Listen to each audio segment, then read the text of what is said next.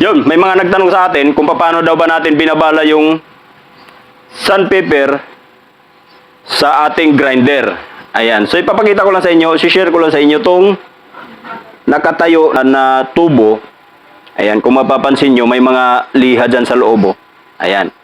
So, papakita ko sa inyo kung ano ang trabaho ng tubo na yan.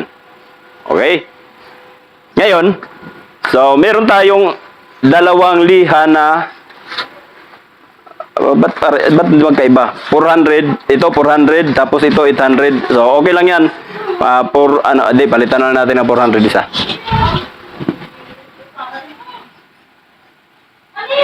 Ayan, meron pa pala ditong 400. Ayan. So, ayan. At 400. Ayan. So, dalawang piraso lang gagawin natin.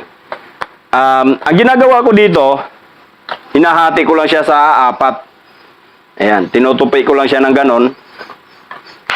Ayan, bawat liha, hinahati ko sa apat.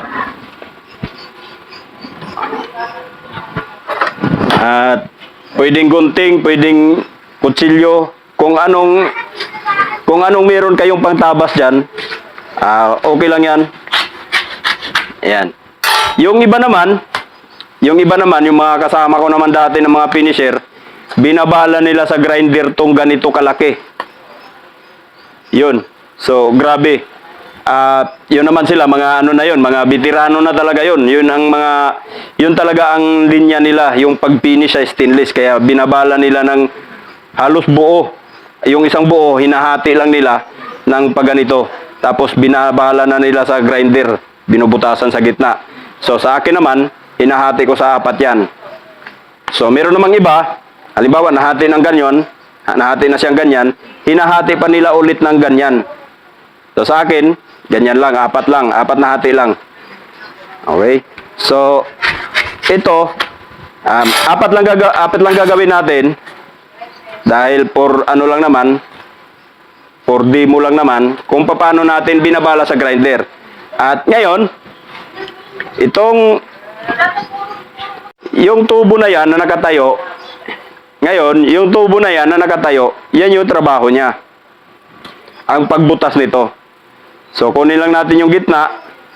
So, pwede rin namang tupiin nyo sa gitna, tapos gupitin nyo. Yan. So, okay lang din yan, walang problema.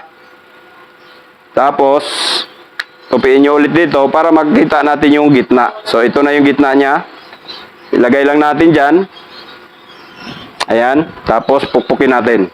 Maganda kasi, ganito kasi ginagawa ko para bilog yung butas. Bilog din yung butas.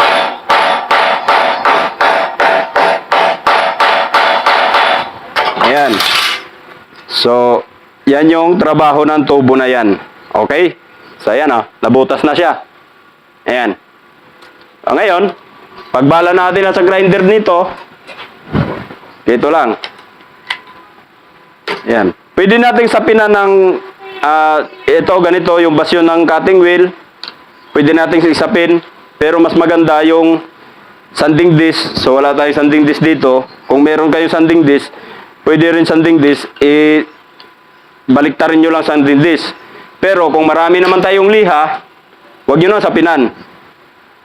Kasi mamaya, hindi natin mapansin, pudpud na yung liha natin, tapos may sapin tayo, minsan tumatama pa sa hinahasa natin yan. At dahil marami na tayong mga pinagbutasan dito or pinaglumaan, so lagyan lang natin, samahan lang natin para mas makapal siya. Ito, marami tayong mga pinaglumaan dito. Ayan yan yung mga binutasan ng gunting. Yan. Ganyan yung butas niya. So, wala namang problema dyan. Pwede rin naman yan. Pero, dahil may pambutas naman tayo, mas maganda kung meron tayong pambutas. Ayan. So, sa nakaganyan na yan, nakaganyan pa yan, kita ba? Ayan. So, ibala natin siyang nakaganyan din. Okay? So, ilagay natin yung pinakanat.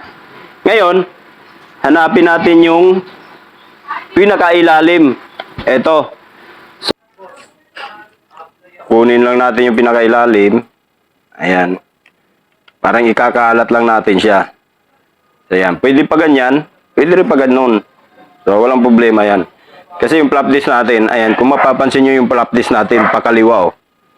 Ayan, pakaliwa. Yung flap disc natin, pakaliwa yung ikot. So, pwede rin namang pakaliwa yan. Pwede rin pakanan. Walang problema dyan. Kahit balikta, kahit magkabilaan yan. Okay lang yan. Ayan. Yun.